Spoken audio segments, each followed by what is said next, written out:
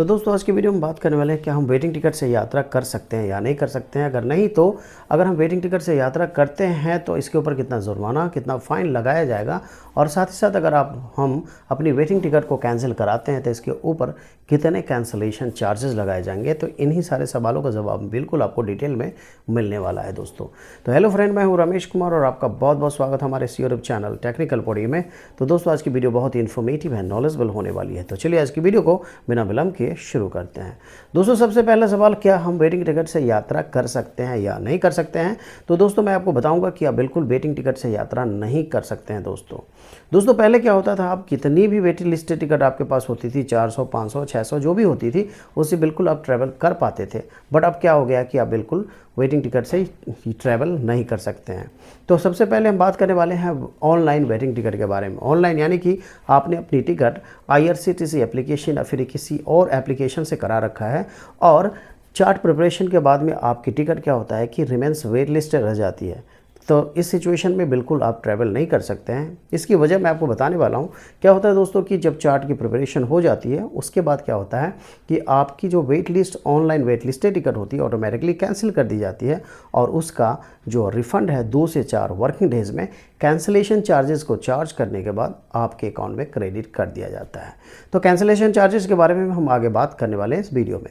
अब हम बात करने वाले हैं काउंटर की वेटिंग टिकट के बारे में। दोस्तों अगर आपके पास काउंटर की वेटिंग टिकट है, यानी कि आपने टिकट तो ले रखी है बट वो चार्ट प्रिपरेशन के बाद में भी कंफर्म नहीं हो पाती है, इस सिचुएशन में क्या होता है, टिकट आपकी ऑटोमेटिकली कैंसिल नहीं हो पाती। इसे मैनुअली आपको कैंसिल कराना पड़ता है अगर आप ट्रैवल नहीं करना चाहते हैं। तो अगर आप इसे ट्रैवल करते हैं तो इसके ऊपर आप बिल्कुल रिजर्व कोच में बैठ करके ट्रैवल नहीं कर सकते। मान लीजिए आपके पास एक स्लीपर क्लास की वेट लिस्ट टिकट है काउंटर की, अगर इसके साथ अगर आप ट्रैवल करते हुए पाए जाते हैं तो सबसे पहली बात आपको भारी जुर्माना लगाया जा सकता है इसके ऊपर। जैसे कि मान लीजिए सोर्स स्टेशन जहाँ से गाड़ी खुली है और उसके बाद जहाँ गाड़ी रुकने वाली है, जहाँ पकड़े जाते हैं उसके अगले स्टेशन तक का किराया, और उसके बाद 240 यानी कि 250 रुपये का फ़ाइन आपको देना पड़ सकता है दोस्तों।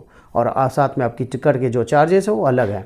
इसके बावजूद भी आपको उस डब्बे में, उस कोच में, रिज़र्व कोच में नहीं रहने दिया जाएगा, आपको वहाँ से उतार दिया जाएगा या फिर आपको सेकंड क्लास यानी कि जनरल कोच में आपको भेज दिया जाएगा। इसी तरह से अगर आप AC क्लास में काउंटर की वेटिंग टिकट को लेकर अगर AC क्लास में पकड़े जाते हैं तो वहाँ पे बहुत ही भारी जुर्माना लगाया जाता है, जैसे कि 440 रुपये का फ़ाइन और fare to the next station. जहाँ तक आपने ट्रेवल कर लिया उसके अगले स्टेशन तक का किराया आपसे वसूला जाएगा, और फिर उसके बाद क्या बोला जाएगा कि आप या तो ट्रेन से उतर जाएं या फिर आप सेकेंड क्लास यानी कि जनरल डब्बे में बैठ करके अपना यात्रा पूरा करें। ये तो रह गई फ़ाइन वाली बात। अब बिल्कुल वेटिंग टिकट से रूल्स एंड रेगुलेशन के हिसाब से वेटिंग टिकट से बिल्कुल आप ट्रैवल नहीं कर सकते हैं दोस्तों, बशर्ते आपकी जो टिकट फुल्ली वेट लिस्टेड होनी चाहिए। अब हम बात करने वाले हैं कैंसलेशन चार्जेस के बारे में।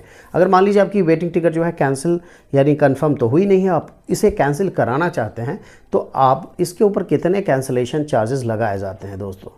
सबसे पहली बात, जो कैंसिलेशन चार्जेस होते हैं wait list online and offline के केसेस में दोनों में सेम ही होते हैं। तो मैं आपको दोनों के लिए बता रहा हूँ। जैसे कि अगर आपके पास ऑनलाइन या ऑफलाइन के केसेस में वेटिंग टिकट है स्लीपर क्लास की, और इसे आप कैंसिल कराएंगे ट्रेन के निकलने के हाफ एन आवर पहले, आधे घंटे पहले अगर आप इसे कैंसिल कराते हैं तो इसके ऊपर स्लीपर क्लास के लिए 60 रुपीज़ पर पैसेंजर के हिसाब से डिडक्ट किया जाता है, और बाकी का जो अमाउंट है आपके अकाउंट में ऑनलाइन केसेस में आपको आपके अकाउंट में मिल जाता है, और उसके ऑफलाइन के केसेस में आप उसे काउंटर से जा करके कलेक्ट कर सकते हैं दोस्तों।